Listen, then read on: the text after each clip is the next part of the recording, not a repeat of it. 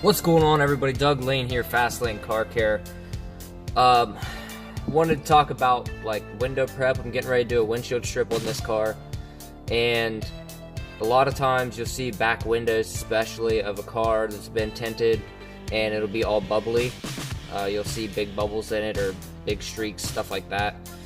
And what that is basically the adhesive has failed to stick to the glass and has come off, so that when the tint is not pressed firmly up against the glass, it creates like a silvering effect.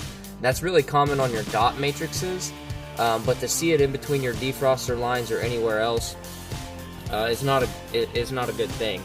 The reason is, like, these dot matrices, these dots are raised off the glass, and you really can't get the film to stick down in these little tiny bits, these tiny gaps between there. But I want to show you how I prep windows. A lot of people will just use their slip solution, which is like a soap and water mix, and they'll wipe it down to make sure there's no dust or debris, and that works if it's a brand new car. But if you have a car that's been smoked in or somebody vapes in, something like that, you're gonna have a lot of residue to overcome. And so I use my Windex. It's actually not Windex, but it is an ammonia based window cleaner, so it's very aggressive. And then on top of that, I add in isopropyl alcohol, which does even more to break down any adhesive residue or anything like that. And then I use my scuff pad. It's just a Scotch Brite or whatever, 3M, I don't know. And I scrub it. I scrub everywhere that I'm going to put window film. So if that's a back window, that's in between the defroster lines or whatever, around the edges, anywhere where the tint is going to touch, I'm breaking down, I'm removing any residue, I'm scrubbing it. You can see it all suds up there. I've already done this once, and I thought, you know what, I should probably show people how I do this.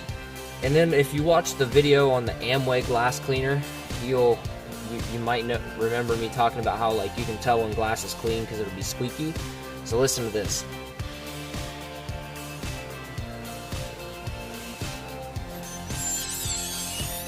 Hear it?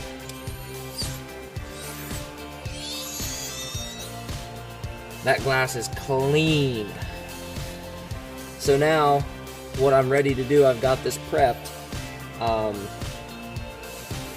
I need to cut my window film on the outside, get it all set up, lay down my towels in here, and then the last thing I'll do before I put the film on here is I'll need to make sure that there's no dust on here, any dust particles while I'm working, and then I'll squeegee it off with the squeegee. I'll spray it down with the slip solution like everybody else does, and squeegee any dust or anything like that. Then I'll put this film on here.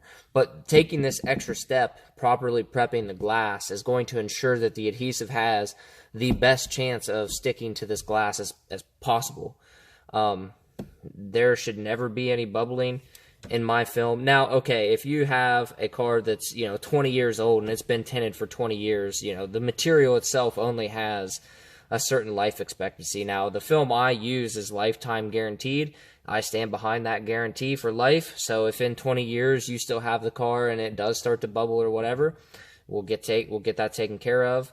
However, you have to be aware that you are essentially applying a vinyl sticker to your window, and if you leave it out in the sun all the time, you can't expect it to last forever, ever. But if you have a car that's only a couple years old and it's bubbling, that should just not happen. That is an indication of either improper prep or cheap window film, or it's a manufactured thing, and they could have a problem with the manufacturer. They could have had a bad batch of adhesive or whatever. But there's how I prep my glass, and I'm gonna get back to work here. Thanks for watching.